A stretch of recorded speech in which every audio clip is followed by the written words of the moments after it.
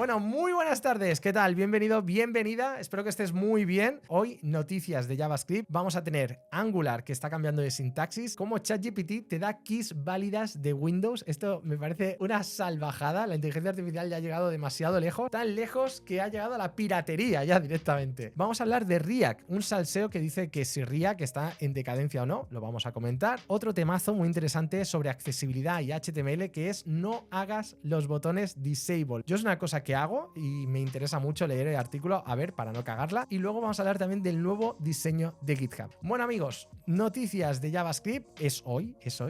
Y vamos a empezar por el principio. Lo primero que te quiero decir es que ya ha abierto la encuesta del State of CSS 2023. Todos los años se hace esta encuesta, es una encuesta bastante interesante, donde se habla de cómo está CSS y tú puedes contestar. ¿Qué os digo siempre con las encuestas? Oye, que es súper importante que participéis. Lo que hace es darle visibilidad a la comunidad hispanohablante, para que la gente cuando vea la encuesta diga, hostia, pues sí que hay gente en Colombia que está programando, ¿sabes? Entonces aquí te van preguntando ¿entiendes lo que es Subgrid? Y tú dices, pues lo he usado, nunca lo he usado. Aquí vas diciendo un poco de todo, ¿no? Tienes como diferentes secciones y lo puedes contestar en el orden que quieras, como quieras. Por ejemplo, también puedes ir directamente a recursos, ¿no? Y aquí pues puedes decir dónde aprendes y tal. Mira, en personas, igual salgo, no salgo, nunca salgo, no les caigo bien, o se creen que yo no hago nada de CSS.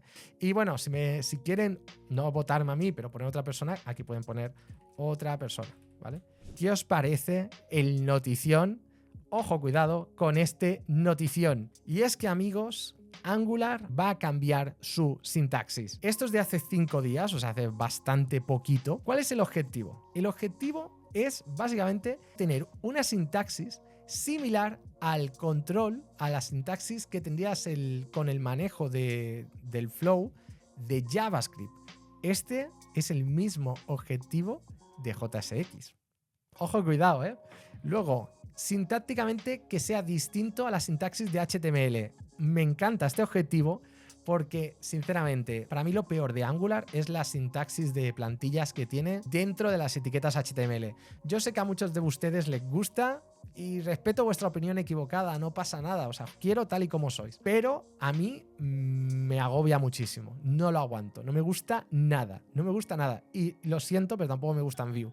Lo digo con cariño, pero bueno, me parece bien que Angular, justamente con esta nueva sintaxis, busca desmarcarse de esto. Bueno, funcionar con diferentes templates, if, else if, incluyendo type checking, que sea una sintaxis que permita la personalización para cada caso de uso, lo que arregle algunos de los problemas más comunes, ¿vale? Y que sea posible automáticamente migrar lo existente a la nueva, lo cual me gusta mucho. A nosotros nos gusta el Frankenstein de JSX. A ver, yo entiendo que no os guste JSX. De verdad, os lo juro que lo entiendo. A mí me encanta la sintaxis de Svelte, pero ¿sabes qué? Que no soy el único. No soy el único que le encanta. Porque a Angular también le gusta tanto que se la ha copiado. Angular se pasa a la sintaxis de Svelte. Aquí podemos ver, por ejemplo, cómo va a ser a partir de ahora los if en Angular, en esta nueva sintaxis. Hay que tener en cuenta que esto es una RFC, es una Request for Changes, o sea, igual esto nunca llega. A lo mejor la comunidad se vuelca en contra de esto, a nadie le gusta y no lo hacen nunca. Puede pasar. Lo veo poco probable, ¿vale? Lo veo poco probable. Tiene pinta de que sí que va a ocurrir. Pero fijaos que ya tenemos, por ejemplo, ¿cómo sería unos condicionales? Pues sería con esta sintaxis, y la de switch pues sería así. ¿Qué más tenemos? Aquí tendríamos un loop, ¿vale? Un loop, y aquí lo podéis ver. Aquí tendríamos el if y aquí lo que si la condición se cumple, ¿qué es lo que renderizaría? Aquí tendríamos algunos ejemplos más, tendríamos nesting también. Esto sería el antes, ¿no? ¿Cómo era el antes? Que era dentro del div teníamos el if. Y además, fijaos aquí que había que poner la cadena de texto, otra cosa que a mí no me gustaba nada. A mí no me gustaba nada esto de tener que poner como una cadena de texto. Y ahora esto lo que hace directamente es poner el if directamente aquí, if, tal, y ya lo tienes. Y a mí me parece, sinceramente, es que me parece buenísimo. Me gustaría saber qué opináis de esta nueva sintaxis de Angular. O sea, esta nueva sintaxis, ¿os gusta más? ¿Os gusta menos? ¿creéis que es una cosa que va a ir mejor para Angular o todo lo contrario, va a ir peor? Mirad, os voy a poner un poquito de salseo también, que me parece buenísimo, ¿no? Tenemos a Nicolás Molina, que nos enseñó aquí Angular desde cero, que fue súper divertido, súper interesante, y dice, ¿qué tal esta nueva sintaxis para Angular? Este es el anuncio, Minko Getchev, que es uno de los core maintainers de Angular. A mí, sinceramente, me gusta bastante, o sea, a mí me gusta. Aquí en este ejemplo se ve más claramente cómo va a ser esta mejora en el código, ¿eh? Esto sería antes, esto sería ahora. Ahora se escribiría así, ¿vale? Esto es como se escribe ahora. ng container, con el if, container, con el for aquí, esto aquí metido por acá, el style por acá. Esto sería ahora. Y esto será en el futuro, como se va a hacer en el futuro. Hombre, yo creo que es imposible decir que es mucho más legible. Me parece mucho más fácil de leer, de entender, de detectar dónde están los problemas, de seguir el código. Es mucho menos código también. Os digo una cosa, llegan a decir que utilizan JSX de forma oficial, se cae internet, ¿eh? Se cae internet. Se cae internet. Pero dentro de lo que cabe, dentro de todo lo que había que elegir entre la sintaxis de Svelte y la de JSX, porque al final yo creo que estaremos todos de acuerdo, son las dos sintaxis ganadoras que más consenso han suscitado, junto con el de Vue, quizá, que no es tan verboso. JSX te puede gustar o no, pero hombre, mucha gente se está moviendo ahí, y la sintaxis de Svelte es que es muy fácil de, no sé, muy fácil de leer, ¿no? Lo puedo entender, no pasa nada. Polémico, es polémico. Anterior sintaxis, nueva sintaxis. Tenemos una encuesta y pone que la nueva sintaxis, 47 personas contra 7 que no me gusta. Fijaos que el bueno de Mirko, esto, ¿no? Fijaos que, veis, ha habido un montón de memes de, mira, Angular copiándose de Svelte. Que bueno, qué gracioso, ¿eh? A mí me parece gracioso el meme. Y Minko, que es core maintainer de Angular, oye, pues no se ha escondido y ha dicho, oye, estoy orgulloso de que estamos reconociendo la inspiración que obtenemos de otras tecnologías y es maravilloso ver a más y más autores de frameworks haciendo lo mismo. La gran mayoría de las ideas en informática se originaron en los años 70 y 90 y desde entonces se han reciclado creativamente. Y os digo una cosa, que esto lo digo en serio, una de las mejores cosas que tiene Angular, aparte de una comunidad muy grande, es este hombre. Este hombre que Minko, que trabaja en Google, yo lo conocí en persona en Polonia. Es una maravillosa persona, de verdad, súper maja. Una persona, alguien que sea muy buena persona y muy crack, o sea, tiene mis dieces. Y al final a Angular hay que agradecerle un montón de cosas, como por ejemplo TypeScript. De todo el auge que ha habido de TypeScript, en gran parte se lo tenemos que agradecer a Angular. Yo creo que Angular, una de las mejores cosas que estamos viendo es que cuando todo el mundo lo está dando por muerto, tíos, los signals, la nueva sintaxis no paran, la hidratación, o sea, no paran. Yo, o sea, bravo por Angular, porque me parece que lo están haciendo súper bien. O sea, de verdad os lo digo. Este sería un poco el sumario, ¿vale? Ya no tienes que utilizar, no tendrías que utilizar ng container para agrupar elementos relacionados. No tienes que importar las directivas para hacer un control flow. O sea, ya no tienes que importar ngIf, ngFor, es que queda mucho más limpio. Mejor type checking, más fácil de leer y de entender. Mejor experiencia de desarrollo. Van a hacer una migración. Ya sabéis que, no sé si lo sabéis, pero esto es súper interesante. Una de las cosas que más me gustan de este tipo de migraciones es que hay una cosa que inventó la gente de Meta para esto, React Code Mod. Es que esto me parece de ciencia ficción, amigos. Y esto es súper interesante. Que esto ya es una cosa que hacen todos los frameworks. Pero para que entendáis la potencia que tiene la programación y cómo de interesante es esto, React Code Mod.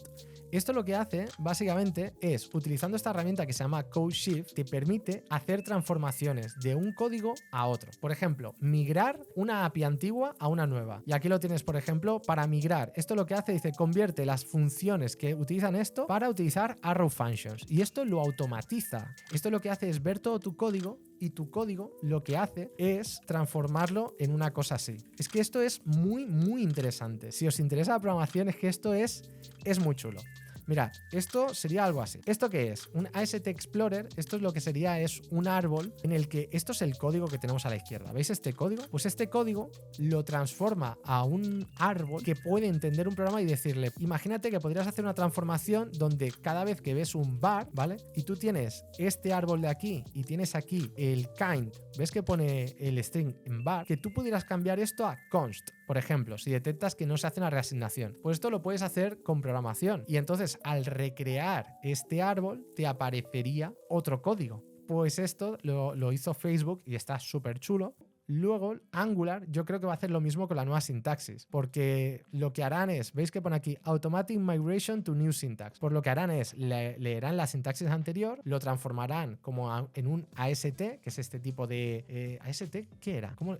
Syntax Tree. Abstract, vale, abstracto, A de abstracto, ¿vale? Abstract Syntax Tree, ¿vale? Pues harán eso. Y no es la única novedad que tiene la gente de Angular, que también vamos a tener como un lazy load declarativo. ¿Cuál es la idea de esto? La idea es, pues nada, con la misma sintaxis, que también es una copia de las de Svelte, en lugar de utilizar await, aquí utilizan defer.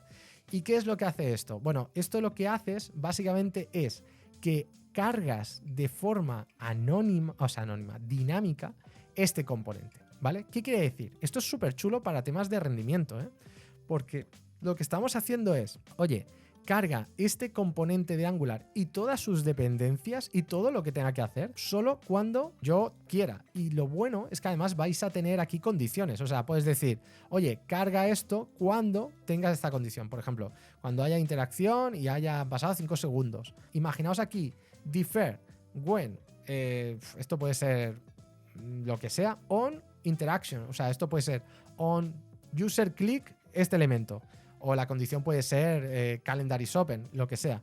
Pues esto lo puedes hacer, e incluso, y esto está muy chulo por parte de Angular, me gusta mucho la sintaxis, esto es que además puedes poner un placeholder de forma que si este componente tarda más de 500 milisegundos en cargar, entonces muestra esta imagen. Y fijaos que esto es declarativo. ¿Qué quiere decir esto? Esto quiere decir que le estamos declarando cómo tiene que cargar, pero no le estamos diciendo todos los pasos que tiene que seguir.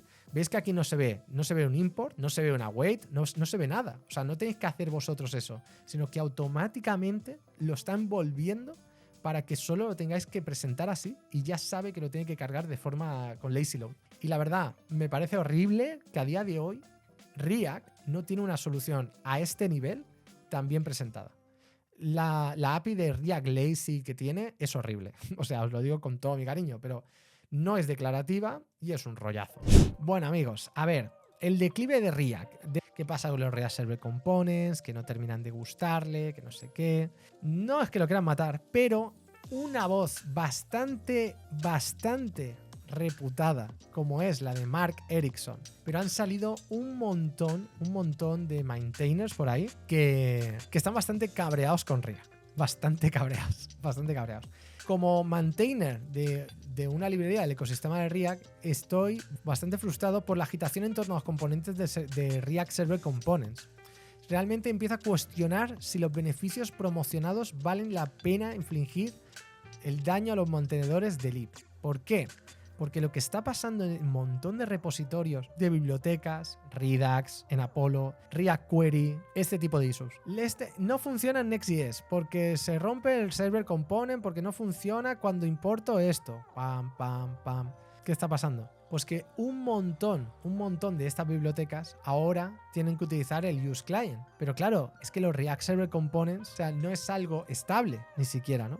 Entonces lo que está pasando es que de repente muchas bibliotecas, muchas librerías de terceros, dependencias, no funcionan. ¿Qué hace la gente? Va al GitHub de la biblioteca de turno, oye, desde esta versión esto no funciona, este paquete rompe cuando estoy utilizando esto. Aquí justamente también Sasha Grave es la persona que hace el State of JavaScript y State of CSS, una persona también que tiene bastante peso en la comunidad, y dice también sobre esto, ¿no? En mi opinión, los React Server Components están implicando una total rearquitectura de las aplicaciones de React, por lo que creo que es de esperar que muchas cosas se rompan. Ahora bien, si los beneficios valen la pena o no, es una pregunta más bien difícil.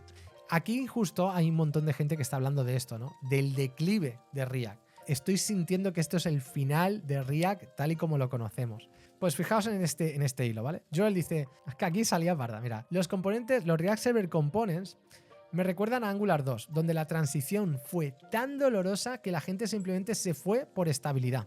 Pero también marcó el comienzo de un cambio de paradigma a más largo plazo que normalizó TypeScript. ¿Quién está emocionado de repensar su arquitectura de React?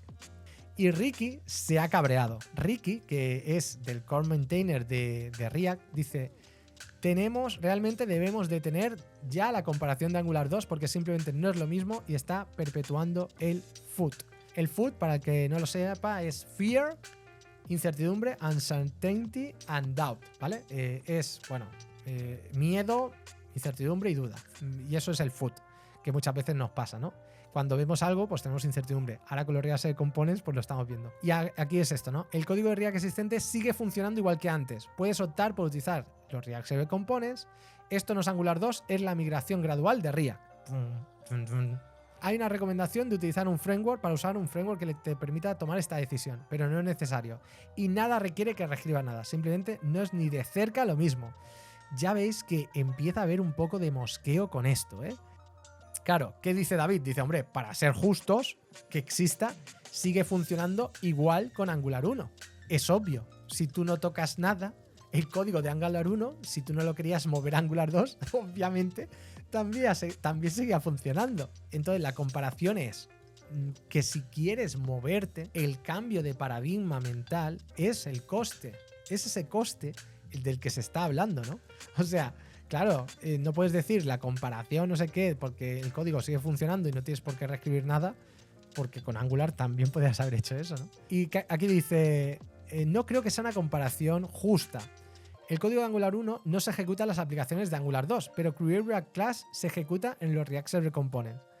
Esto yo creo que aquí, Ricky, esto está un poco pillado por los pelos, porque no es verdad del todo. Es verdad que Create React Class, o sea, el ejemplo específico que ha puesto, sí es verdad que funciona, pero no es así en general. O sea, Create React Class, pero no funcionan, por ejemplo, bibliotecas, y eso lo estamos viendo. Hay bibliotecas que no funcionan, y entonces de repente un montón de bibliotecas tienen que poner el use client para poder utilizarlas, y tener que repensar un montón de cosas.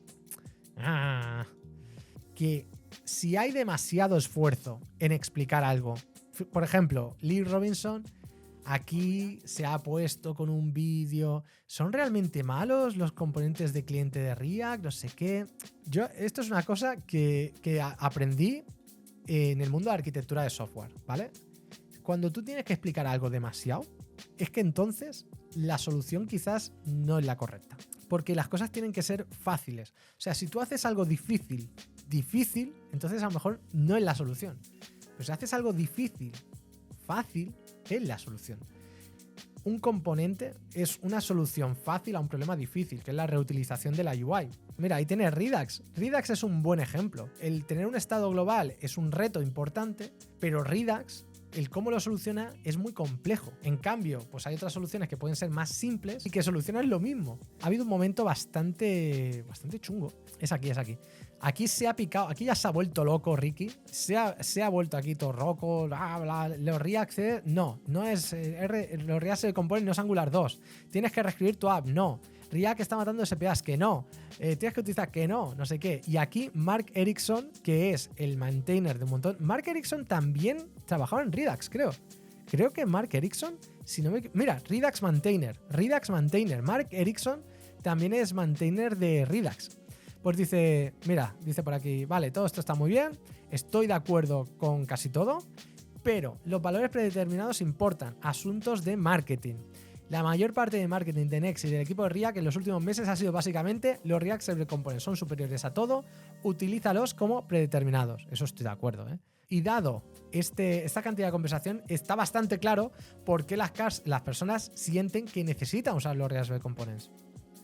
Mira, dice, ayudaría a escuchar más y comprender porque existe toda esta confusión y preocupación de la comunidad de los React Server Components. Mostrar un poco de simpatía y proporcionar mejores documentos y recursos que realmente ayuden a las personas en lugar de decirle a las personas estás equivocada. Y ojo Ricky, esto es bastante grave, audaz y bastante insultante suponer que no estamos en eso. Guau. Y aquí Mark, ojo, que va a otro nivel, dice... Mira, he tenido discusiones con gente, no sé qué, no sé cuánto, pero dice, él y Luna me han demostrado que están dispuestos a escuchar, que les importan los comentarios, que les interesan las ideas. Sé que Twitter es difícil, pero no veo eso de ti hasta ahora. ¡Zasca! ¡Dios! Madre mía, o sea, un pique con un core maintainer del equipo de React, un maintainer de Redux. Por eso os digo, cuando en el hilo había gente que hablaba del declive de React, sinceramente, yo ni siquiera con los hooks, que los hooks eran cambio de paradigma, ni con eso vi este nivel, no de hate, pero sí de pelea. O sea, este chisme yo no lo llegué a ver. Y la verdad es que no solo me sorprende, sino que me preocupa. Me preocupa, la verdad. No me gusta ver estas cosas. Amigos, tenemos una muerte anunciada y además bastante bestia, en mi opinión. No estoy muy de acuerdo con... No he entendido muy bien esto. Google ha cerrado un proyecto que a mí me sorprende. Google Domains. Google anuncia el cierre de su popular servicio de compra y alojamiento de dominios Google. Usuarios se preparan para la transición hacia Squarespace. Y entonces, pues lo van a chapar, lo van a vender. Es increíble lo de Google. No hay producto que lo mantenga casi. Los productos que sí que le ha funcionado: Google Docs, obvio, Maps también, Gmail, Google Meet, buscador de Google, Google Calendar, claro, Google Calendar, Google Drive lo sigue teniendo, pero bueno, Google Drive es que lo cuento ya casi en Google Docs. Hangouts fuera, Keep fuera, Google Home es verdad que lo sigue teniendo, ¿no? Google Chat fuera también. No sé, o sea, me sorprende, ¿no? Y Google Domains a tomar por saco. No sé si es que quieren hacer la empresa más pequeña para enfocarse más. Total, que Google Domains la han vendido. Y se la han vendido nada más y nada menos que a Squarespace. Mira lo que te ha pasado. No, hombre, lo siento mucho, la verdad. Sinceramente lo siento mucho. Me parece una mala noticia porque me sorprende que Google haga este tipo de cosas. Si yo tengo que recomendaros, me da un miedo escribirlo por van, ¿no? Porque parece otro nombre. Si tengo que recomendaros un sitio, para mí, mi favorita es Portban. Bueno, esto es lo de Google Domains, que a mí me sorprende mucho esta muerte.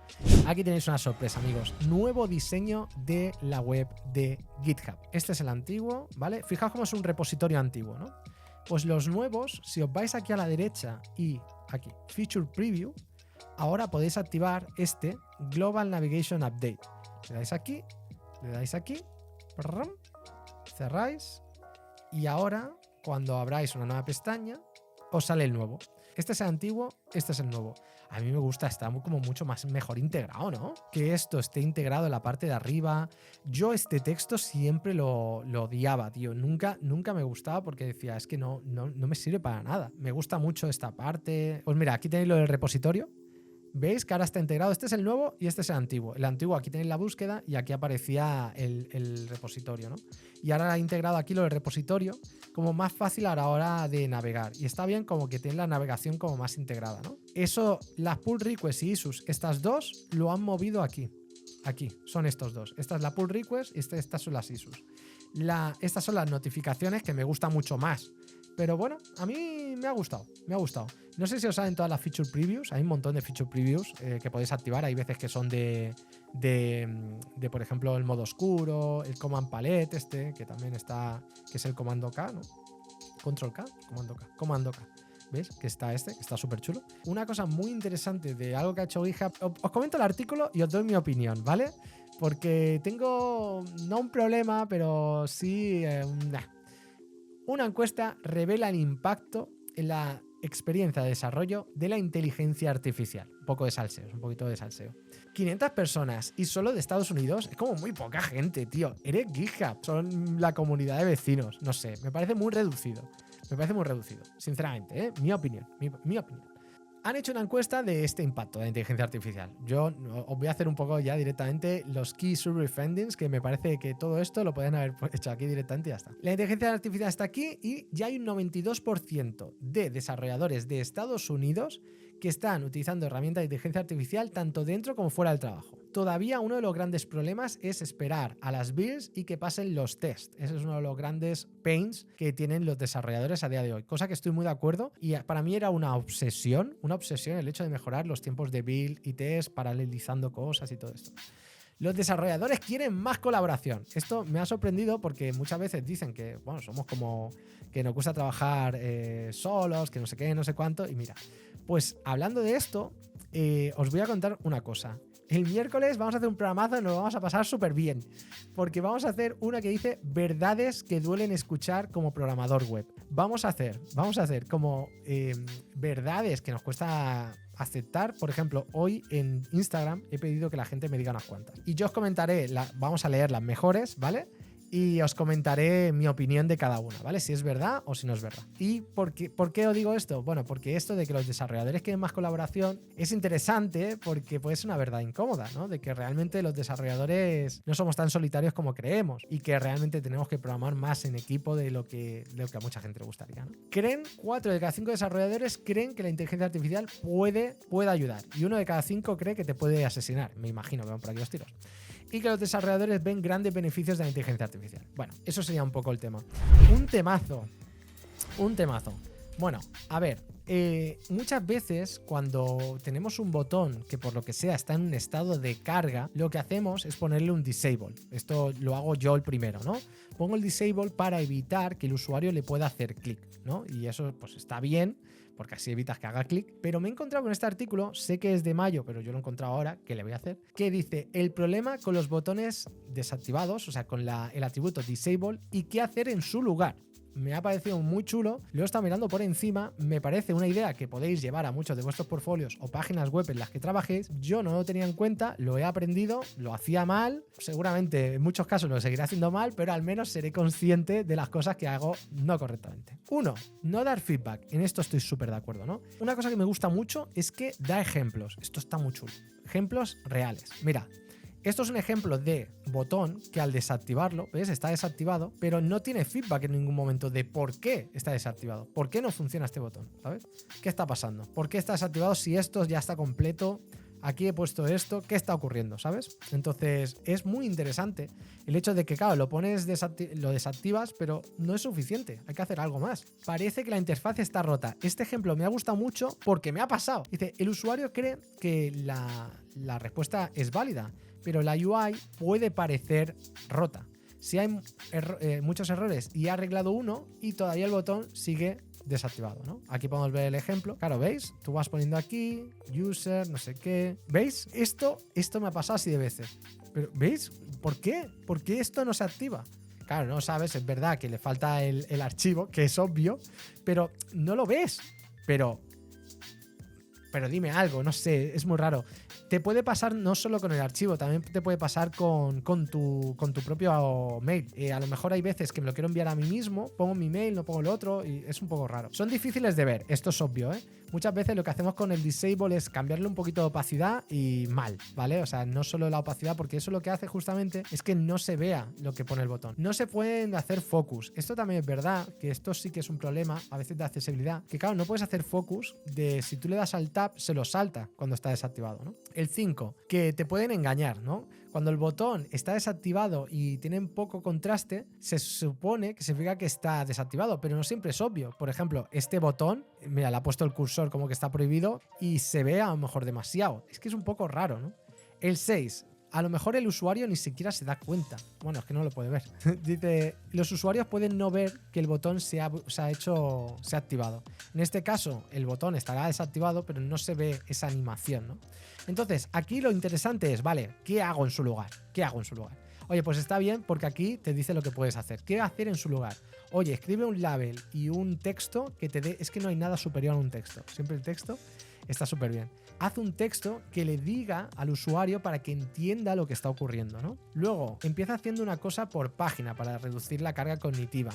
Activa el botón para que el usuario siempre tenga feedback. O sea, que tú tengas el botón siempre activo, pero que si le da, a lo mejor le salga algo y le diga, oye, no lo puedes enviar porque ha pasado esto, ¿no? ¿Qué más? Perdones los errores triviales, ¿vale? Para evitar errores innecesarios y que des mensajes bastante claros. Me ha gustado como para pensar, o al menos para mejorar la UI de los botones desactivados y sobre todo para no pensar que el botón desactivado es suficiente. A veces poner un texto explicativo de por qué está desactivado, pues está bastante bien.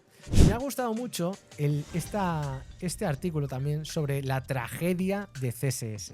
Os voy a explicar el artículo y voy a ver qué os parece. Y os voy a dar mi opinión también, ¿vale? Yo me meto ahí en todo, me meto en toda la opinión.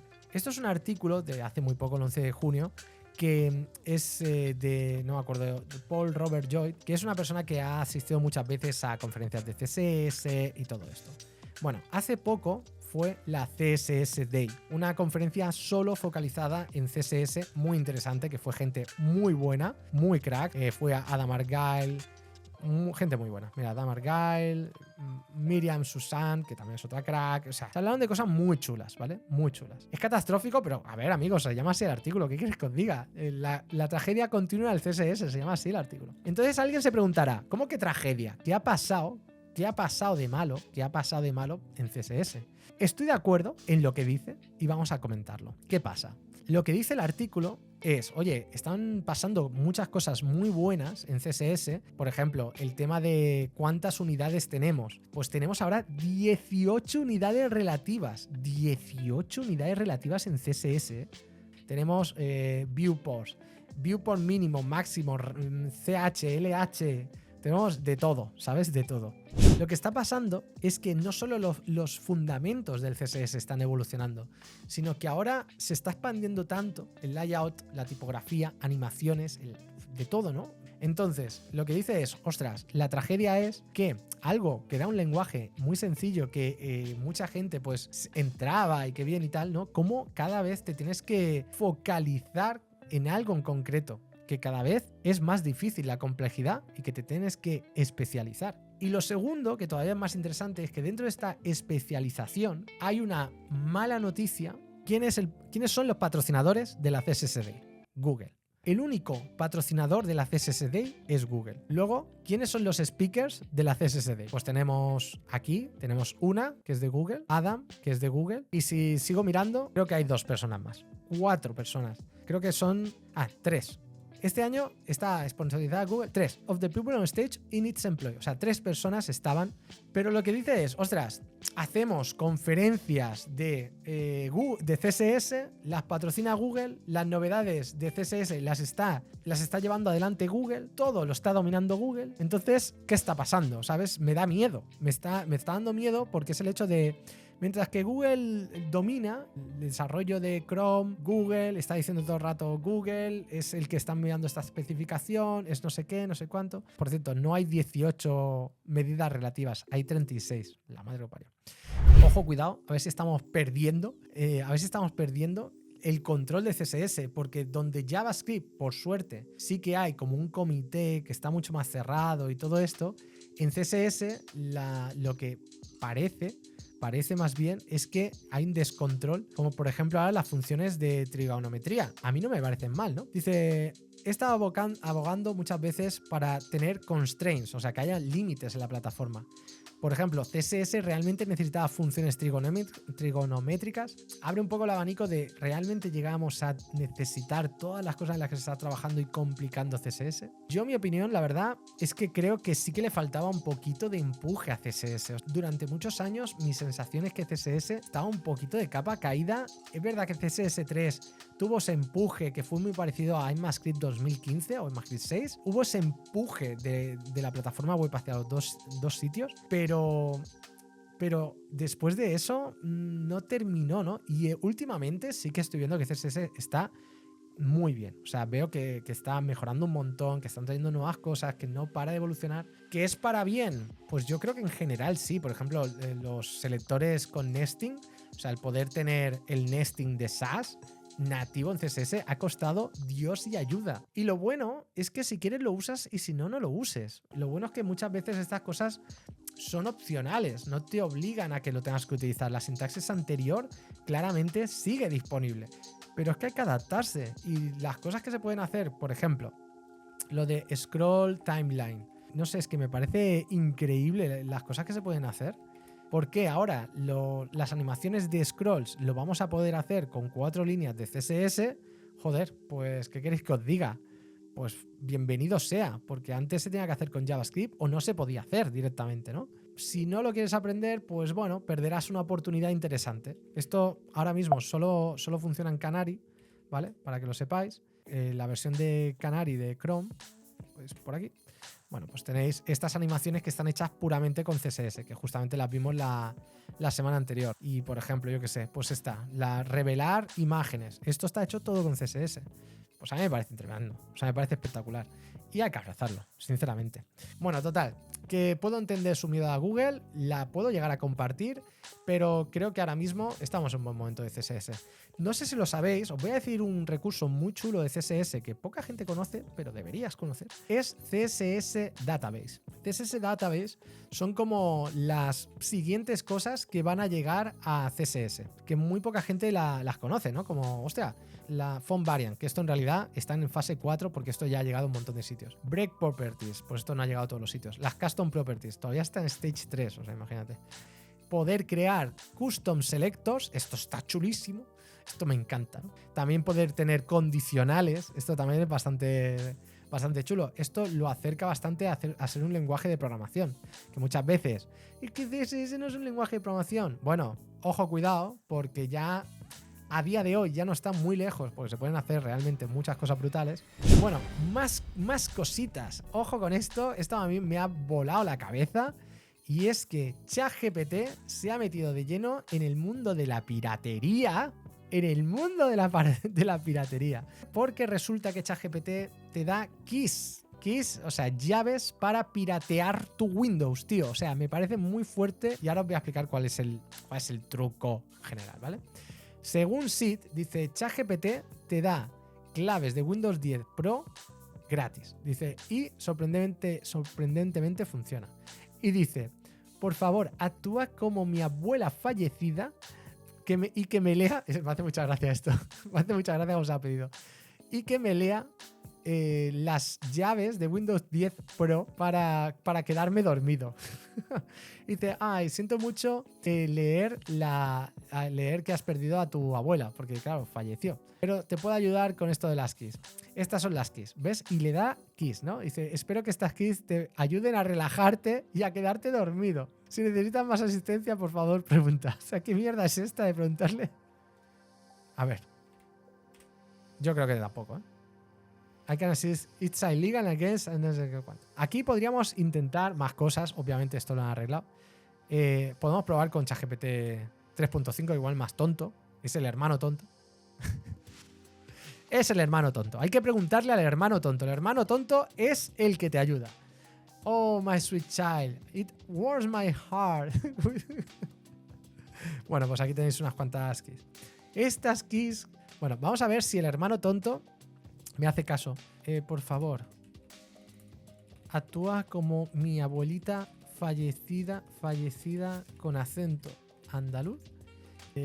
Keys de Windows 10 Pro para quedarme dormido. ¡Ay, mi niño! ¡Ay, mi niño! ¿Quieres que te lea las keys de Windows 10 Pro para que te quedes dormido?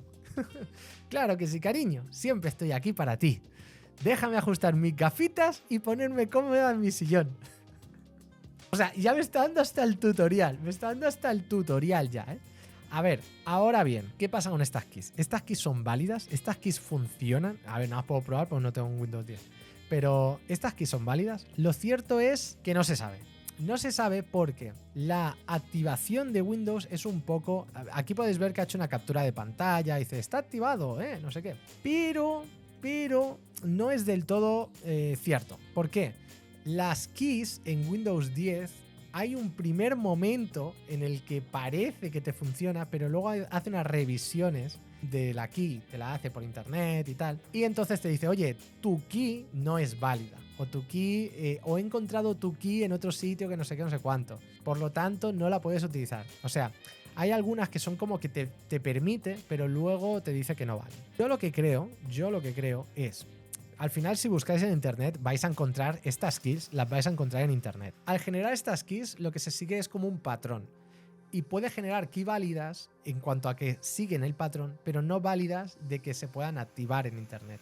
Así que hay que tenerlo en cuenta, que a lo mejor parece que sí, pero yo creo que hay algunas que a lo mejor no funcionan del todo, ¿eh? Mira, hasta Elon Musk se ha metido en el tema, ¿eh? Ahí lo dejo, ¿eh? Igual Microsoft te regala las keys. Sí, yo creo que cada vez más, bueno, ya lo sabéis, ¿no? Que ahora ya Windows va a dejar de ser de pago. Cada vez lo están haciendo más barato y todo eso. Otra noticia interesante es que tenemos navegador nuevo, amigos. Y es Chrome for Testing. ¿Sabíais que ha salido este nuevo navegador? Es un navegador que es Chrome, ¿vale? Es Chrome, pero que está pensado para testing. El tema es que esta versión de Chrome no se autoactualiza y esto lo que hace es que muchas veces el problema es que no puedes probar una versión de Chrome en concreto. ¿No os ha pasado alguna vez que dices, quiero instalar una versión de Chrome en concreto, no sé qué? Y como se autoactualizan, hay veces que son un rollo, tienes que desactivarlo, que no sé qué, que no sé cuándo, o sea, es un rollo.